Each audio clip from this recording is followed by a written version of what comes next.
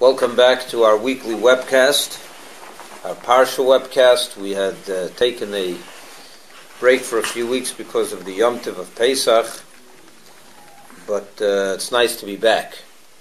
This week is a double portion, the portion of Tazria and Metzora. And these two portions are, as you'll see, related one to the other, because in it, the Torah talks about all the laws of bodily impurities.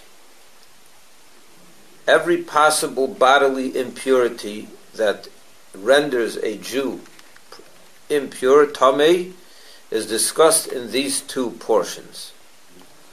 There are many other things that cause a person to be tamei. If you touch a dead corpse of an animal, you're tamei. If you touch a dead corpse of other kinds, you're tamei.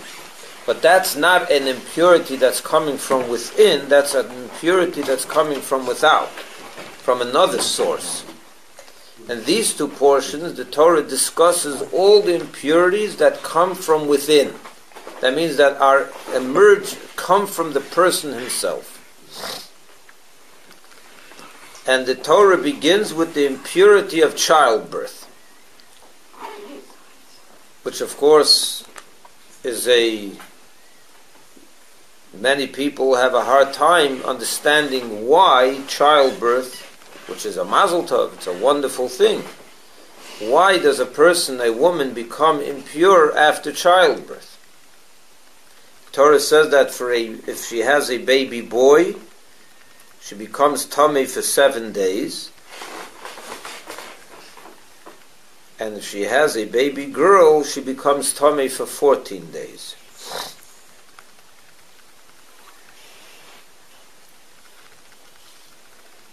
So when you have a girl, it's a double impurity.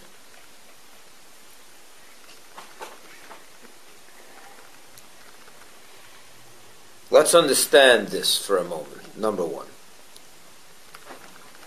Then the Torah just kind of like throws in a verse that talks about circumcision. That this 8th day, that means 7 days, the woman is impure, and on the 8th day, the child should be circumcised. As if we don't know that a male boy, a male child at 8 days needs to be circumcised. I mean, we discussed that so many times before in the portion of Avraham Avinu and Yitzchak. We all know about circumcision. Why does the Torah throw this in over here again? We'll discuss that as well. Then when the woman finishes her days of impurity, she brings a series of sacrifices to the temple, and she goes to the mikvah, and then she becomes pure.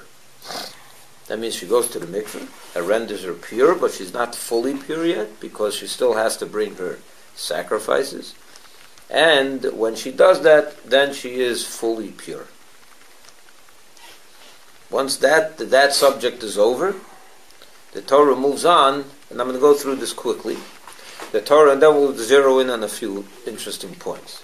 Then the Torah moves on to other impurities that come about from the human body. And the general term for these impurities that are discussed in the next 70, 80 verses is the impurity of tsaras. Tsaras is a form of leprosy. It's not really leprosy. The modern terminology of leprosy is a loose translation of tsaras, but they're not related. But it's a type of these types of blotches that appear on a person's skin or in his hair that render him impure, depending on what kind of blotch it is. There are different types of blotches. They're basically all white, and there's different shades of white, and depending if it grows a hair, if the hair turns white, then it renders the person impure, and yet Cohen has to check him to see if he meets if all the conditions that make him impure have been met, and if he does, then he renders him impure, And again, he has to leave the camp completely, all the three camps of the Jewish people. He has to, Bodad Yeshev, the Torah says, he has to sit alone, away from everyone, until he becomes pure. Which can take weeks. Quarantine, exactly. He has to be quarantined for a number of weeks, until he becomes pure. And again, once these blotches disappear again, and he returns to normal, he then is rendered tahir, and then he has to come to the temple and bring again a series of sacrifices. Yeah. Rabbi, this went on during the first temple too, right? You got when. This is a law that's long as no. Yeah. So if you lived in a house, would you have to go out of your house? Sure, you have to go, and not only out of the house, you have to go away from the city. You have to go out of town. You can't be around people. Contagious. It's not contagious. No, it's just not that it's contagious, but you render other people. That's the law. You have to sit alone until you become pure again. Not because of contagious. No, I don't think. Because you get that personally because you did something wrong. Yeah. It's not a disease. This is a punishment. Rabbis told that this was inflicted upon a person because of the sin that he did, or whatever. The sin that is attributed to the cause for this malady, for this disease, is lashon hara, is gossip about someone else, negative talk about other people. That's what it says. That when you speak, so this came as a punishment. The Torah moves on and says something interesting here, that if the person is entirely, if all the skin of his whole body turned into this white spot, his whole entire body became white, so then the Cohen renders impure. If a part of his body became white and it has the signs of the impurity, so then the Cohen will check him and decides if he's tummy or not, and if all the conditions are met, he's tummy. But if it spread to his whole body, he becomes pure.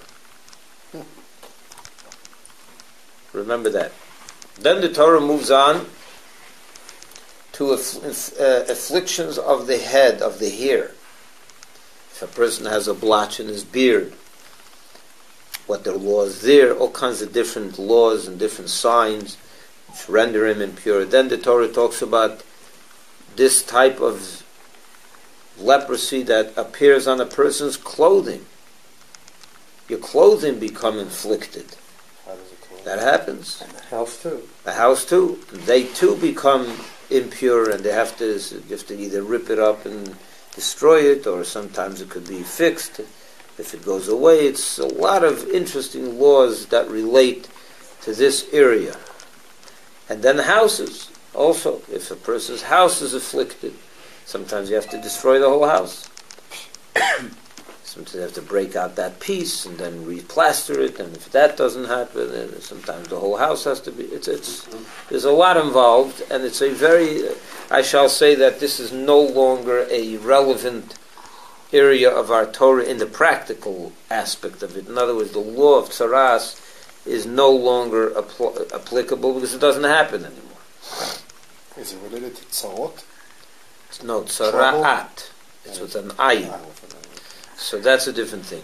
But it no longer applies in the practical sense. But as always, there's, of course, layers upon layers of meaning and psychological meaning and lessons and spiritual lessons that we learn from this and so on. So the laws are, it's worthwhile learning and understanding because there's a lot to glean from this. At the end of the part, and then again, once he becomes pure, he has to come to the temple and bring a series of sacrifices, and a lot of things have to be done, and then he becomes pure. The end of the second portion, that governs a portion and a half of these two portions. The second half of the second portion of Metzora talks about other types of impurities that come from the body. A zov, if blood issues from a person's body, other liquids that issue from a person's body, and so on and so forth, that render him or her impure. and how one becomes pure from that. And the basic purity from that is immersing in a mikveh. While I'm on this subject, I'd like to say that in this portion, of course, is the source. It's where we learn the laws of family purity. Is in this parsha. And the laws of family purity are the basis of Judaism. It should not be underestimated. I'll quote to you a halacha. The halacha is that if there's a city that doesn't have a mikveh, you have to sell the synagogue and build a mikveh. That's the law. And not only is this a law, but I remember that in 1981, I believe, or 82, or somewhere around there, I'm a little fuzzy on the year, the mikveh in Crown Heights was shut down because it was dilapidated and it needed immediate fixing, and they were having trouble coming up with the money because it was, it was a big project. And the Rebbe went ahead and sold 770 to build a mikveh. Yeah, the Rebbe sold 770 to build a mikveh. And they bought it back? Within a week, it was bought back. Obviously, the Chassidim jumped right in, and they got the message that the Rebbe is not joking. So they came up with the money right away, and they bought it right back. It was not a. But the Rebbe was. You had to do something drastic to get. It was a drastic move. It's hard to even. It's hard. Oh yeah, the mikveh, and it's very obvious. It's an obvious thing. Why? The obvious thing is, you don't have Jews, you don't have Judaism. If that's and the without case, a mikveh, you can't have Jews. If that's the case, why are there a lot of towns or cities here that don't have a mikveh and they have a shul? That's a that's the way it is. America is America, and people are they don't. Unfortunately, mikveh is one of those mitzvahs that have slipped under the radar 100 years ago. And the Rebbe, as with many things, the Rebbe made a campaign to bring it back. The reason why it fell away from Jewish observance by the vast majority of the Jewish people, of course the Orthodox always went, the really observant always used the mikveh, but mikvehs were in very, very bad condition, and oftentimes they were in cellars, and it was dark, and it was messy, it was unclean, and American women were not going to go to a mikveh like that, and it took a long time to bring it back, to regain the popularity that it had, because the mikveh was there was no such a thing as a Jewish community without a mikveh. Think about it. If you don't have a mikveh, you don't have a next generation. You cannot create, procreate without a mikveh. You're just not allowed to. So you ask, why is mikveh so important? Because if you don't have Jews, you don't have Judaism. Who's going to go to that synagogue? Who's going to frequent that synagogue if you don't have the children born? Within 100 years, everything dies out. So mikveh it's not a joke. It's an incredibly important mitzvah, and it's a isur koros, meaning if someone is with someone does not go to the mikveh, and there's relations, it is it's like violating Yom Kippur. You get cut off. Koros. It's a very serious law and a very serious mitzvah, and therefore it's interesting that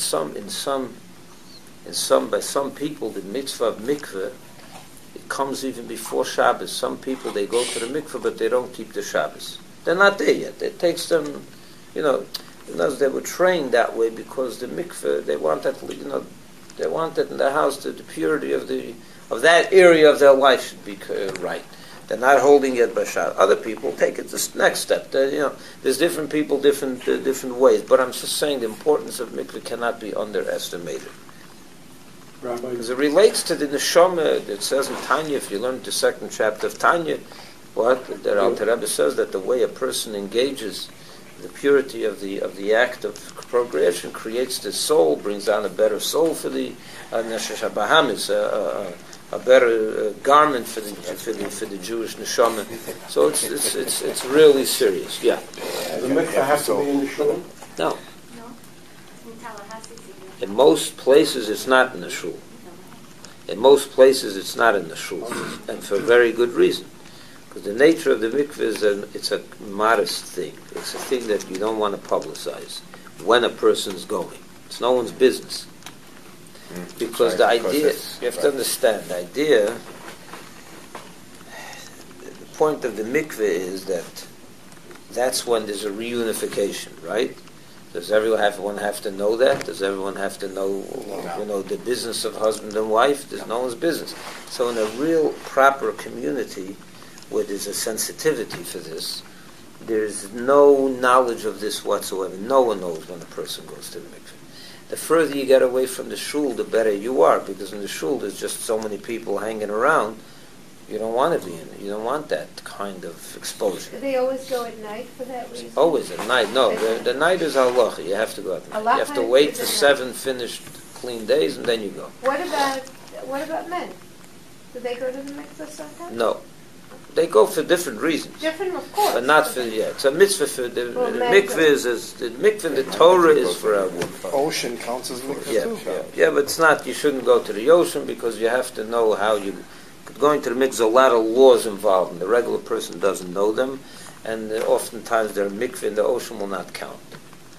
They may have intervening substances on their body, which renders the whole thing meaningless, and you're not allowed to go if you have intervening substances. Therefore, you need to have a mikvah lady that checks you to make sure there's no intervening substances, and that's why going to the ocean is very not recommended at all. But that's for a woman, not a man. I'm talking about a woman. Yeah. But the men go to the mikveh too. I mean, my nephews go. Yeah, they go to the Shabbos, mikveh, but it's a different thing. It has nothing to do with what we're talking about. It's not about family purity. No. It's about the personal purity. A person wants to go and have a higher level of purity for himself. Fine. That's a minhag. Chassidim go to the mikveh. Today it became a minhag by others as well. They copy Chassidim. But that's fine. But that's not the mitzvah of mikveh in the Torah. The mitzvah of mikveh in the Torah is in this area. Understood, right? Yes. Good. Now let's go back. So that's a basic overview of the portion about all the different, again, impurities that come from within the body itself. Now, let's understand a basic question. What is this business that a person becomes impure? What does it mean to be impure? What does it mean, impure? What does that even mean? You're unclean? Is there something wrong with you? You're unclean. You're. What is the issue over here? So people think it's a nida, a menstrual is a matter of uncleanliness. It's nothing to do with it. You can go to the shower for a day and a half straight and tumble over 15 times in that shower and go and soak in the bath for an hour and a half, for 100 hours. And you're still as impure as before, because there's nothing to do with that at all. It's a matter of immersing in the waters of a body of water that is either a well, a living stream, or a body of rainwater that is collected in one place that has a certain amount of a certain measure of water. And if you're completely immersed in that body of water, you become pure. Now, that body of water could be that's very dirty. It could be very dirty. And you become pure. Because purity and impurity has nothing to do with clean and unclean. The cleanliness of a mikveh has nothing to do with the purity of the mikveh, of the person. Brenda? It's very important to understand that. That's why the law is that after a person emerges from a mikveh, he's not allowed to take a shower. You're not allowed to take a shower after you come out of a mikveh. The reason is because so that you don't make the mistake thinking that is the cleanliness and the water of the shower that's really making you clean, making you pure. You have to wipe yourself first. You have to go home, and then you can do what you want. There's no time. It's a matter that's not what makes you get dressed. You can go take 10 showers. But right from the mikvah to the bath, you're not allowed to. For that reason. Now, what is impurity? What is this thing called tumah? And why is a person tummy? Why is a person tummy once a month? So we spoke about this on prior occasions, and I'll mention it again.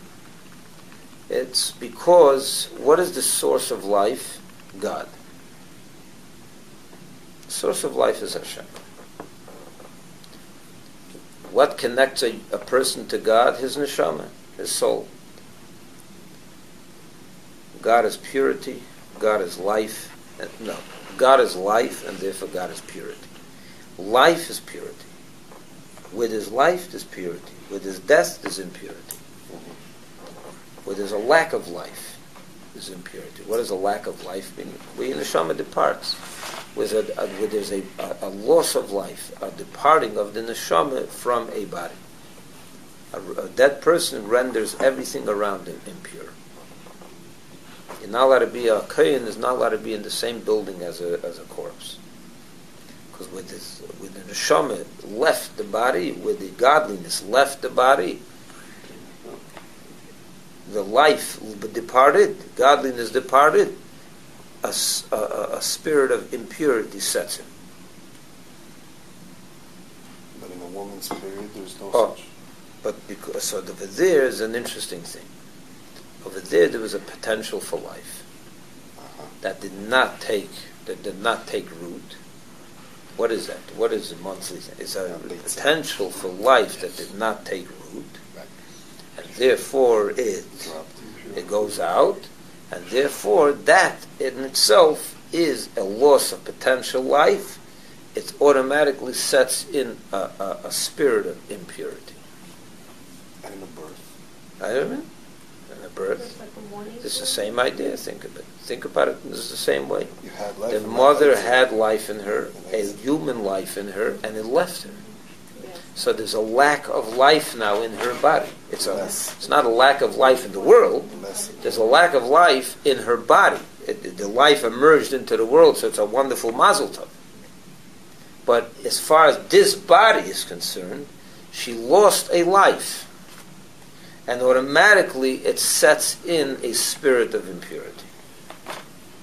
That also explains why by a male it's 1 week, by a female it's 2 weeks. Because when you lose a male, you lost one life. When you lost a female, when a girl was born, you lost multiple lives. Because that female is going to be the source of many lives later on. So you lost multiple lives, so it's multiple impurities, so you have to wait, so it's a double impurity. Clear? Let's move on to the next subject, the Cohen. The Cohen is the one that renders the person impure. That's an interesting law regarding the Cohen. It means like this.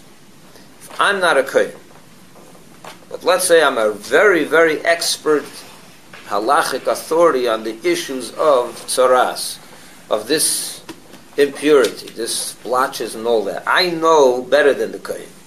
I look at the person, I can tell if he's tummy or not. I don't need a Kohen. So the person comes in and I find him in my house and I see the blotch on his nose or on his cheek or on his hand, wherever. And I say, wait a minute, the guy, this is a white hair, it's tummy. The person is 100% tummy. I know it before the Kohen looks. Is everything in my house tummy? No. Because as long as the Kohen doesn't announce him tummy, he's not tummy. He is the only one that can announce him as tummy. That's a biblical, a heavenly decree. That only the Kohen can announce him tummy. Therefore, the Kohen tells the person when he's looking at him, the person sees, I have a blotch, I got to call a Kohen. He calls up the Kohen on the phone, come right over. You know what the Kohen's going to tell him the first thing to do? Leave the house. Because once I call you tummy, the whole house becomes tummy. So go out of the house. Meanwhile, you're not tamei, even though I know you have the blotch, you're probably going to be tamei as soon as I announce it. But until I announced it, you're not tamei. So get out of the house. Your whole house is saved. Everything that's in it. Why is that? That the Cohen is the only one that can render the person tamei. So although it's one of those things, generally speaking, the whole area of Tumah is in the realm of chukim. In other words, it's from the category of mitzvahs that we don't really know the reason for them. They're super rational mitzvahs. They're beyond our scope of we can't grasp the understanding of it because God doesn't tell us the reason. We can't figure it out. But we have some interesting ideas about it. And this is one of them. Why the Cohen? This, I believe, is a very important lesson in life in general. A Cohen, it says, is a Isha Chesed. A Cohen is a man of kindness. That's what the Torah refers to as a Cohen. A rabbi is referred to Kohenim as a Kohen is a Isha Chesed. The neshamas generally come from the realm of Chesed. They have a certain kindness in them. Although it says other places that Kohenim have a certain other side to them as well. But that says a Kohen is a Isha Chesed. It's what they're referred to. The Torah is telling us, when you tell a person you're impure, you're really telling him you got to get out of the community, you got to leave your house, you have to leave the community. He's got to be away for at least a week or 2 weeks or whatever long it takes for him to return back to society. It's a harsh judgment when you have to tell someone you are tamei. The Torah here is teaching us a very important lesson. That if you want to tell someone, if you want to judge someone harshly, first you have to make sure that the person judging that person is a man of kindness. It's coming from a good person. You got to be very careful before you render someone tamei. Before you name someone, you announce that someone is no good. Before you announce that that person is impure, you have to examine yourself first. Is this coming from a point of kindness? Is this coming from... Where is this coming from? Why am I judging that person negatively? Is it because I care about him? Is it because I have an agenda? Is it because I have an axe to grind with that person? The Torah is teaching us over here that a person can only become tamei with saras, with this type of judgment, from a man that is kind. If you're kind and you care, what's kind? Kind means you care. If you care about another person, you have the right to criticize him. If you don't care about the person, you cannot criticize and stay away from him. And here the Torah tells us another important lesson, which I think is absolutely beautiful. Also a lesson in criticism, a lesson in how to criticize people and why criticize people. Why do we criticize people? Who should you criticize? Somebody you care about. Every person you care about, you're going to criticize? No, you should criticize yourself first. Besides that, I'm talking about when you have to criticize someone. Who else should you criticize besides criticizing yourself? What's the reason for criticizing someone? Let's start there. What is the reason you pass a judgment about someone else is to help them improve? Why do you criticize? Just to be nasty? To tell the guy you're no good? Then you're not allowed to do that. The reason that you're allowed to criticize, is to help the person become better. Say, my friend, you're doing something wrong. Don't do it. And when could you do that? Only if you care, if you're a Cohen. If you're a Cohen and you care about that person, and generally speaking, that person's a good person, but he has a few negatives. So you want to help him get rid of those negatives. Such a person is going to listen to you. Generally speaking, you tell him how good he is. You tell him you're a nice, good person. Because he is. You're not faking it. You're telling him the truth. but you're emphasizing that. You're pretty much clean. But there's one spot on your body that's no good. There's one spot on your soul that you need to cleanse, you need to work on. If you care for the person, you're ready to tell him how clean he is, but how that there's a little blotch, go right ahead and tell him. If you're Cohen and you care, and he's capable of hearing you because he's generally a good person, and and you're just missing a thing or two or three. He has a few areas in his life that he has to perfect. By all means, help him do it. Talk to him. That's very hard to do. It's very hard. So that's that's what the Torah is telling us. First you have to make sure that you're a Cohen. If you're not a Cohen, stay away from criticizing other people. Don't even start. And who should you criticize? Only someone who the criticism will fall on listening ears. That means he's a person that is he's basically a person that is good, but he's lacking in an area or two or three. So you tell him, my friend, I care, let's work on this and make you a better person. But what happens if a person's completely white, there's the blotch spread to his whole body? This is already a person that is completely negative. He lost it all. So what are you going to tell him? My friend, you're completely a no-good Nick. He's not going to listen to you. Right. He's not going to listen to you because he's too far gone. So criticizing a person that's so far gone that his whole body turned into one big tumor, one big blotch, you're not going to get anywhere with such a person. By telling him off, by telling him how negative you are, that you're full of blotches. So the Torah renders such a person tired. Because you're not going to get him to become, by telling him Tomei, you're not going to get anywhere with him. By telling such a person you're Tomei, you're impure, you're just going to make it worse. So the Torah said, such a person, you should never tell him that he's Tomei. If the blotch turned onto his whole body, he's Toher. That's the law. It's in the Torah. If he turned entirely white, he's Toher. Why? Think about it. I want you to analyze this from a psychological point of view. Your parents. You have children. You have students. Think about the trouble student in your classroom. Think about the students in your classroom. There are students that they come on time and they listen, but after 2, 3 o'clock in the afternoon, they're starting to fall asleep a little, they're starting to get edgy and antsy, and they start making a little trouble. So you discipline them. You discipline them. Sometimes you even punish them. You can't do this. You got to behave. This is not a chicken market. This is a classroom. You got to behave. And you punish. You take away a recess. You discipline. You render him tummy. He's got one blotch. You render him tummy. But then there's a student.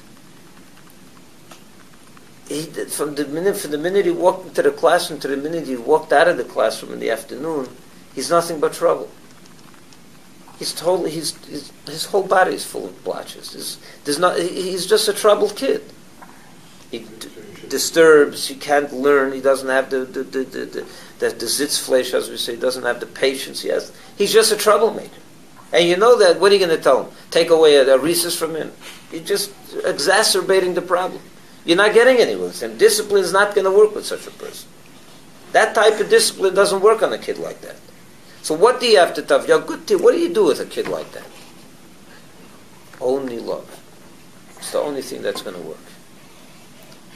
To show him nothing but love. With love you can change. I'm going to tell you a story.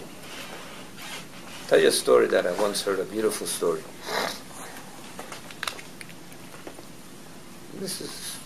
Relates. This happened in 1948, I believe, 1947, 46, those years. The previous Rebbe was living in New York, and so was the Rebbe, his son-in-law. And the Rebbe was in charge of America's Linyonei Chinuch. He was the head of that organization, the educational arm of Lubavitch. And naturally, he had to raise money. There was a responsibility for a budget, for programs, so people used to drop off donations. In those years, even the non-religious had a religious attachment. They all came from religious homes. they all spoke Yiddish. They were all Jewish, you know. They were all religious, very in their mind at least for sure. So the people came on their own and they gave money. They didn't have to be solicited. Some did, but I'm saying it was more. People knew that you have to support Torah and so on and so forth. So people used to come in and meet the Rebbe in his office and write a check and give money. But the Rebbe knew that some of these people are not Shemesh Shabbos. They're not eating kosher. They're not doing what they should. And they're giving money, and he's taking the money for the institution, and he wasn't telling them, but you're not keeping Shabbos, so what's good your money? He wasn't telling them that. And after a while, he was wondering, the Rebbe, this is the Rebbe, he was wondering, am I doing the right thing? Should I be more aggressive with this? Should I be more, a guy comes and gives me money and I don't say anything about his lack of keeping Shabbos. Is that right? I have an opportunity to talk to him and I'm not.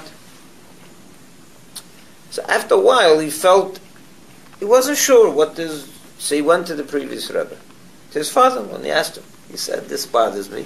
What do you think? So the previous Rebbe told him as follows. He said, parents have enough love in their heart for all their kids.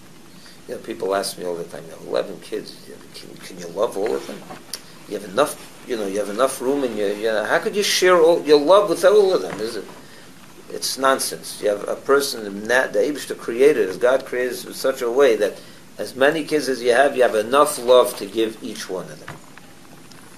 But he told him that if a person, God forbid, has a child that has a big deficiency, is born without an ability to hear, God forbid, or he's born without a leg, or he got the leg, he lost a leg, or the hand, or other things that he lacks, the parent shows that kid even more love.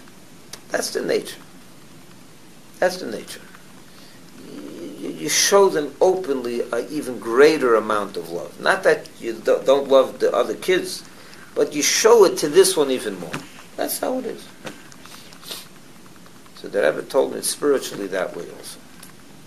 When your children are healthy spiritually, they have all their hands and they have all their feet, they're doing all the mitzvahs properly, you love them. You have enough love for everyone. But when your Yid comes into you and he's missing his hand, spiritually he's missing his hand, he's not putting on tefillin. Or he's missing his head because he's not putting on tefillin on his head. Or he's missing a leg, his legs, because he's not going walking to shul on Shabbos. Or the Rebbe went through all these things, he's missing his, he can't, his mouth is got a problem because he can't speak, or his mouth is shut because he's eating not kosher food. And the Rebbe went on, the previous Rebbe went on to describe to him all these malach. What should you do? What does a father do with such kids? You love him even more. You show them even more love. Kuloi hafach lavan is touched. If he turned white completely, the blotch spread his whole body, over there you have to show him nothing but love. Because you're not going to get anywhere with criticism. Calling him Tommy, you're not going to fix him. Calling him impure is not going to change this kid. A kid that has a blotch on his finger, okay. He's good.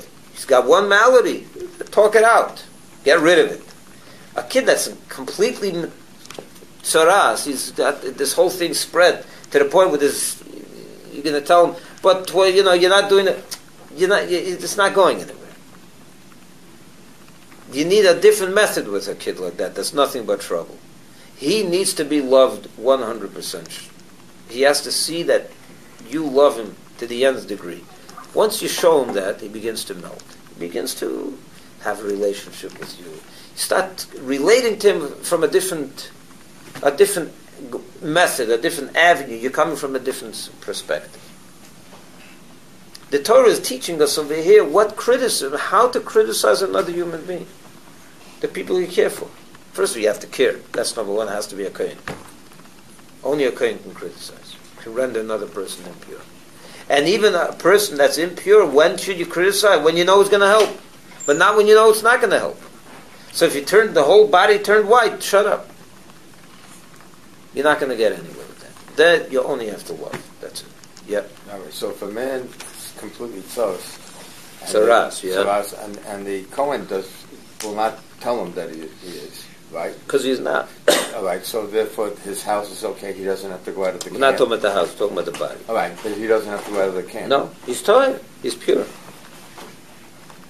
Because such a person you have to deal with in a different way. That's just as That's not going to make him pure. So this You is send him out of the camp, what's he going to do there? He'll just it's like sending knock a his head in the troubled wall. kid away from the Exactly. family. So what's going to happen? He's going to get He'll more go trouble. into more trouble. Right. He'll go into more trouble. You take a kid that's such a troublemaker and you throw him out of that, he'll get into more trouble. He'll kill people. He'll rob, he'll steal. That's not the answer. So the Torah says such a kid is pure. What does pure mean? You got to love him. That's it. That's all you can do with such a kid is show him, is open your heart to him and bring him close. This is our generation, by the way. This is our generation. Rabbi, since most of us are not coins, yet we tend to criticize. We shouldn't. We have to You tend have to to stop doing that. Yeah, It's a metaphor. you have to ask me first. It is not a No, metaphor. I'm talking about in an instance where you're dealing with a loved one or something that you want to help. Being the Cohen is being the, If you care, then you can do it. You're caring. Yeah. That's what I mean about being the Cohen. Yeah. What happens if there's no coin to Today there's no such a thing as Taras anyway. No. But we're talking about something different. That was a metaphor I gave. The Cohen is a metaphor. Cohen is a kind person. If you are a kind person, then you can... In the Torah, it's a Cohen, a real Cohen. In order to render someone the technical, legal term of Tzaras, Tomei, you have to be a Cohen from the descendants of Aaron. But I'm talking about beyond that. I'm talking about rendering a person, criticizing another person, reproaching another person, rebuking another person. You have to make sure that it's coming from a place from your heart. If it's not coming from the kind side of your psyche, don't do it. That's the first thing. And even if you are a kind person, even if you are a kind person resembling the Cohen, and you're talking to a person that's tamei, that has turned white, look to see where has he turned white. In other words, what is he a good person with a few negatives? And you're kind, go ahead and reproach him. But if not, but if he's totally white and it's all negative, what are you wasting your time reproaching him? You're just distancing him even more. You're not going to make him Torah. He's not going to. It's not going to render him. It's not going to make him better. No.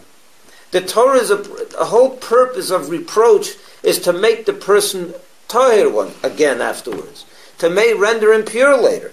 But if your reproach is only going to push him further more Tamei, what are you doing? Don't even do it.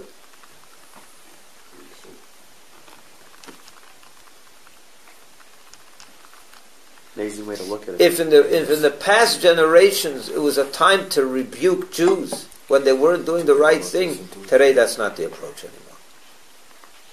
With a Judaism, with a Jewish nation, that 90%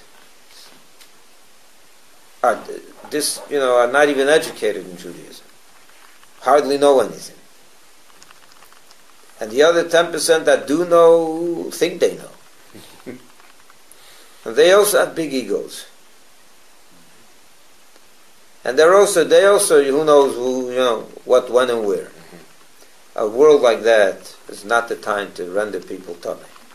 This is not the time to render people tummy. This is the time to reach out, or to reach in to another Yid's heart, another Yid's neshama, and love him to death, love him to the nth degree, and bring him in. That's the only way to do it. Could take a long time. The Rebbe rendered this generation tahir. Yeah. The Rebbe looked at this generation, 1950, he saw it kulei hafach lovim. It's the whole generation, it's a generation that's white. It's this disenchantment, disenfranchised, what do you call it? Disengaged. Yeah, disengaged, uninterested, apathetic. It's kulei hafach lovim. This is a generation that turned white. as a result of the Holocaust, as a result of other terrible things that happened to us. No fault of anyone, let's say. This is no time to rebuke the Jewish people. This is Kuli Hafachom Torah. The Rebbe announced that this generation is Torah. This is the generation that's going to bring Mashiach. That's what he said. The Rebbe had the Cohen Gadol's view. You understand? He looked at the whole generation as a whole. He looked, as I spoke Pesach, he saw the bigger picture. He didn't just see a corner, a street corner. And make sure that that corner, that block, that neighborhood is closed, is clean, is tired. The Rebbe looked at the whole world. He looked at the Jewish people. Kulei hafach lovin. He denounced the Torah. And we have to just love every Yid till the end, and that's it. This is not a time to rebuke. This is not a time to reproach. It's not, you're just pushing people away when you do that. There really isn't. It's true. Just love another Yid and put on film with them, like Shabbos council with them, teach them, love them, let them teach you. And now I want to say something else. Who are we to say that he is Tommy and I'm Toher? Right. What do we know about these things anyway? Let me tell you a story. I want to tell you a story. I heard this from Manas Friedman. You know Manas Friedman. He was here many times. Rabbi Manas Friedman. He was talking to a group of non-Lubavitch people who were involved in what they call professional kiruv. They were kiruv professionals. You ever heard that? They were kiruv professionals, meaning people that are, as a profession, they go out and they bring people into the fold. So they were listening to him because he's a smart man. And they asked him at the end, into the conversation, they asked him, Rabbi Friedman, we have a question to ask you. So you Lubavitcher Hasidim, you don't want to use the word kiruv. Why don't you use that word? Kiruv means bringing someone else closer. L'karev. Why don't you use that term? We say kiruv rachokim, bringing the ones that are far close to Judaism. Why does Lubavitch not want to use that word?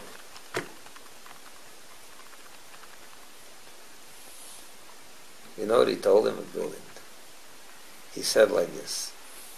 There's a lady, her name is Mrs. Tova Mordechai. Mrs. Tova Mordechai spoke in this shul a few years ago. Mm-hmm. You know who she is? She wrote the book. She wrote the book Playing with Fire. Mm-hmm. Tova Mordechai was a Jew, born Jew, who ended up in a monastery. She grew up Christian. Okay. She was adopted, I guess, or her mother married a Christian and he was a priest, and she ended up a devout Christian. She was a devout Christian. And she was growing up to be a nun. She was in the monastery. But then she found out that she's Jewish. But it took a long time. She wasn't sure. Here she's a devoted believer of, Jesus. And she was growing up, and she was totally devoted to him and to the belief of Christianity. She was going to become a nun to teach others, but she's going to marry God, right? That's it. Mm-hmm. And then, but suddenly, her whole world is turned upside down. She finds out she's Jewish, so she's not struggling. Should I go to be Jewish? Should I just stay here? What's the real thing? What should I do? Her soul was on the line. She was very serious. So this woman fasted day in and day out, prayed all night. She sat on the floor, prayed to God all night, begged God to guide her in the right way. She fasted, she prayed, she was completely immersed in godliness. Eventually, she came to be a Yid, to Judaism, and Rabbi Manas Friedman taught her and showed her, and so on and so forth. So Rabbi Friedman is telling these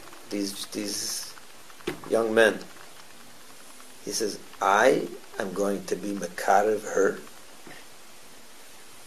I'm going to bring her close. She I have the audacity to say that I'm going to bring her close? She could bring me close. She's not close to God? This is not a woman that's close to God? She fasts day in and day out and seeks God's guidance. She prays Him day in and day out, all day long, all night long. She's not close. I have to bring her close. Misguided, perhaps. Doesn't have the knowledge. Yeah. He said, I have the schus. I thank God for giving me the merit to facilitate such a devoted Jew. Brilliant. And teach her what she doesn't know yet. I'm going to bring her close. Understand? So who's tummy, who's toy? Who knows who's tummy and who's toy? Who knows anything? What do we know? You're going to render someone tummy today? The Yidden that grew up with nothing, that they're innocent, they're not, you're going to call them tummy? You're going to criticize them? You should say thank you that God gave you the ability to facilitate Jews and teaching them Torah rather than becoming whatever else. A judge of people. Or anything. You had that schus. That's what the Torah is teaching us over here. Don't be a Cohen to render people tummy. That was good then. Today it's kulei hafach love, and the whole generation is white. It's Torah. It's a generation of purity. Love them, and that's it. With love, you'll get much further than with criticism. That's the truth. So that's what Avis Yisrael is. That's what the Rebbe's approach to teaching Jews, to sending out shluchim, was not about bringing distant people close. As if we're up here, they're down there, and we're going to bring them up. If you have that view, you're going about it the wrong way. Kiruv Rechekim is not our... We don't have a slogan like that. Bringing the far close. There's no one far. Who knows who says you're close, and who says they're far? What do you know about these things? Maybe they're close and you're far. Maybe your ego is distancing you from God more than they are distanced from God. You're right, they don't know how to put on film. No one taught them. So teach them how to put on film. Right. Teach people how to put on film. Stop using cliches. Stop using slogans. Love another Yid and stop using slogans. We don't need no catchphrases. A mother that's educating kids with catchphrases is not a mother. You ever see a mother brag about herself? I'm a professional mother.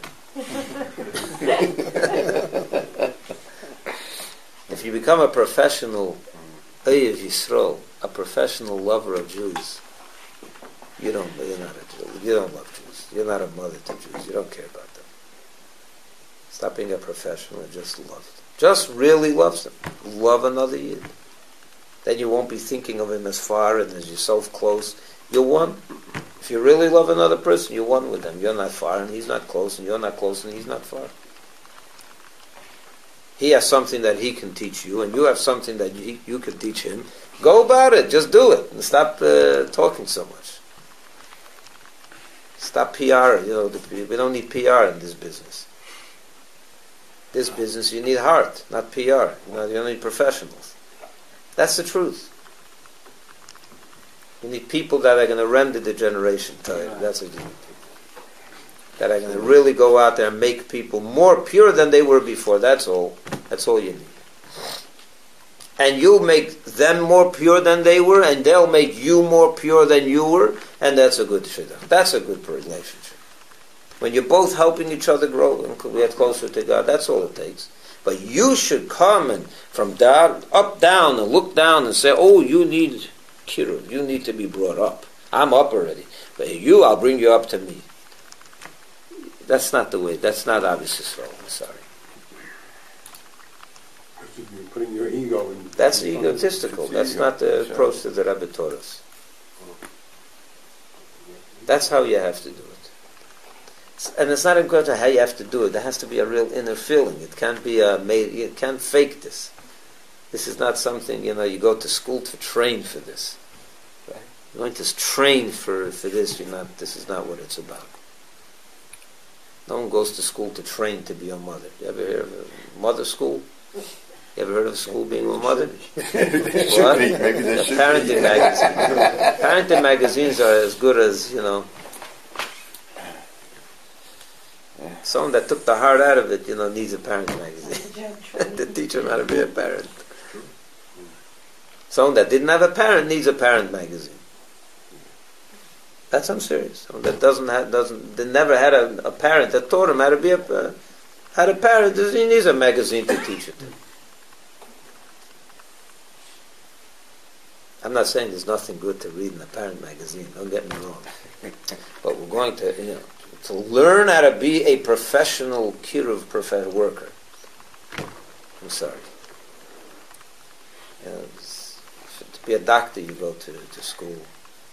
To be a shoemaker, you go to school. To be a Eiv Yisrael, you don't go to school. For that, you open up your neshama and you just do what you have to do. L'chaim, everyone. Have a wonderful night.